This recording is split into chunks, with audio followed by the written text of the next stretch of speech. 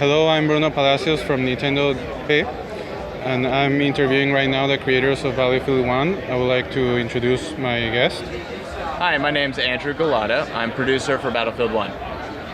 Thank you, Andrew. I would just like to know, regarding Battlefield 1, how would you say that this is different from all the previous Battlefields? Yeah, well, we're doing a few things here. So we're revolutionizing the game in three big ways. The first way is that we've committed to monthly updates, and by doing that, we're allowing ourselves to be able to update the game more frequently than ever before. And so this is also the way that we're bringing two new maps to our players. The first one is Nivelle Nights, coming out later this month, and the second one is Prise de Terreur, and that's coming out in July. Both of them are extensions of the They Shall Not Pass, the last expansion pack, the French expansion pack. And they're going to be night maps that have trenches in them. So this is a really great opportunity for our players to jump into a night map, play the trench warfare. This is something our players have been asking for, and we wanted to deliver. The second big way that we're changing the game is with In the Name of the Tsar. That's the big announcement here, right? We have a new expansion pack coming out, comes out in September.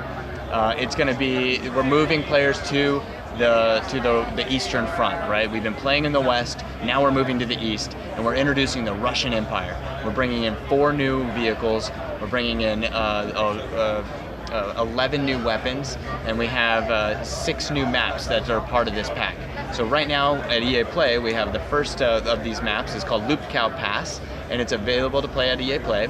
And it's taking you, our player. It'll take you to the snowy cliffs of the ravines of the Carpathian Mountains, and so players can check it out and see what we're kind of the new cold weather, the blistering winter of the Eastern Front, and also take a look at our Russian Empire. So we have some of the new classes that we're offering here, and one of which will be our new Women's Battalion of Death. So we have a woman that's playing as our scout soldier, and this is all based on history. As we dove into the Russians in the Eastern Front, we came across the Women's Battalion of Death, and we had to bring these capable and courageous women into the game.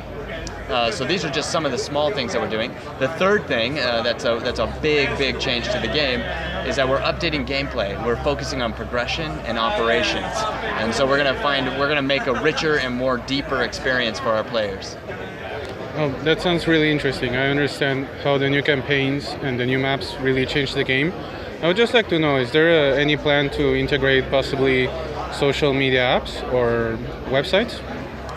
Well, we do have some integration into the front end of Battlefield 1, where we show some of the YouTube clips and stuff right there on the front. But as far as integrating apps or integrating social media, there hasn't been much conversation that I've been involved with on that. I understand. I would just like to know, between all the different versions, there's interconnected play, or is it just the one platform, like say only Xbox One, only PS4, etc.? Yeah, so right now the way that it works is you play against the players of that particular console. So PC players will play PC, Xbox One players will play Xbox One players, and same thing with PlayStation 4. I understand. Are there any significant differences between the versions, like the PC one, the Xbox One? No, you're going to get the great same experience across all 4 of those platforms. Microsoft has done an amazing job with the Xbox One platform, and same thing with Sony with the PlayStation 4, both of which are very powerful and capable machines. So we're seeing that the experience that you're going to get is very similar across the board. Oh, that's very good. I understand how you can take advantage of all the technology and all that stuff. Is there for the future games, like the next one, would it be called Battlefield 2 or something? That's a great question. I don't have anything that I can tell you about that one yet, but we'll have some more to announce sometime later. I understand. I would like to know more about you personally, not just through Battlefield 1. In which other games do you work on, or other franchises here at EA? Well, right now I'm dedicated wholly on Battlefield 1, so that's where I'm focusing all my effort. Oh, I understand. And regarding here on EA Play, the players who have played the demo, how do you find their experience? Well, so far, the people that I've talked to, it seems that they're very excited about it. Bringing players to the Eastern Front is a huge change, and going into a blistering winter environment is really interesting. And I think that we're tackling a few of the key pillars of Battlefield. They have to be believable environments. It's got to feel epic and interesting. You got to have that kind of all-out war gameplay, and it's got to feel authentic. And these are the things that we're delivering on with the new In the Name of the Tsar expansion pack. I understand. Were you able to see some of the internet reactions between yesterday and today? Like, how are they reacting on YouTube and Facebook? Is it positive feedback, negative? Yeah, we're running reports on that, and for me, like from my own runnings, like the stuff that I've seen, it seems to be mostly positive from what I'm seeing. But I haven't had a lot of time to dig into it yet to see what the community's saying and what players are asking for. But I do look forward to jumping in more. But lately I've been doing a bunch of interviews and talking a little bit more about this than instead of diving into the social channels. I understand. We both know that there are a lot of first-person shooter games in the market. What do you think makes Battlefield 1 different from the competition?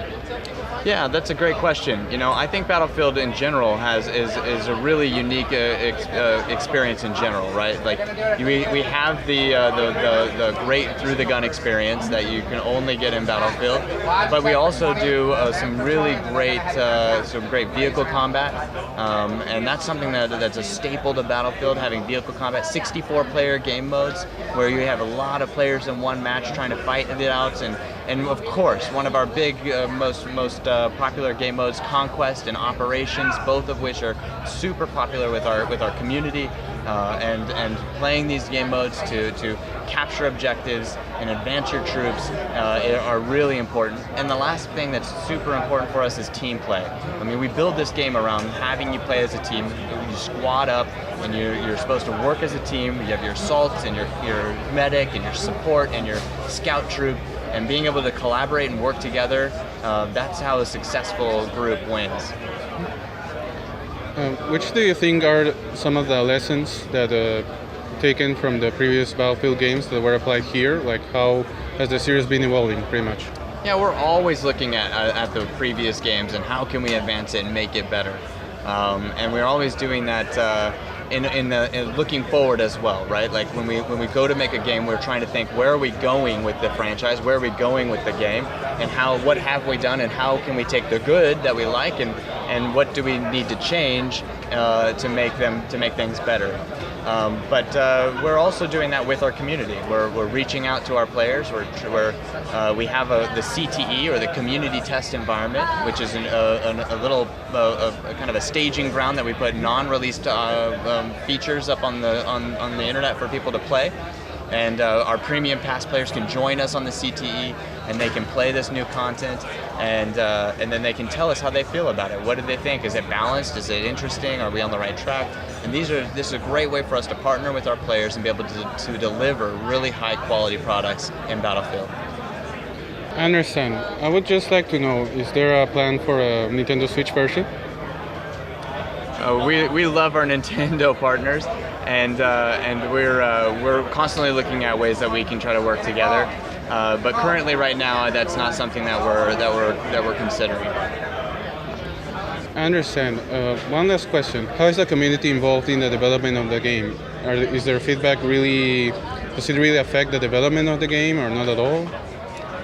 You know, in general, we at DICE really love our community, and we want to partner with them to be able to create great experiences. So that's why we have the CTE, like I mentioned before, which is a great opportunity for our players to join us in this process.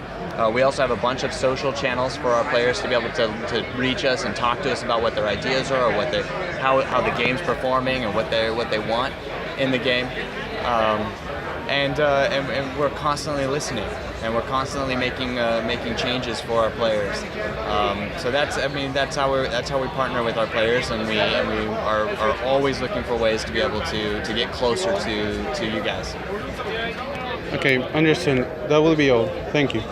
Thank you for having me. Really glad to meet you.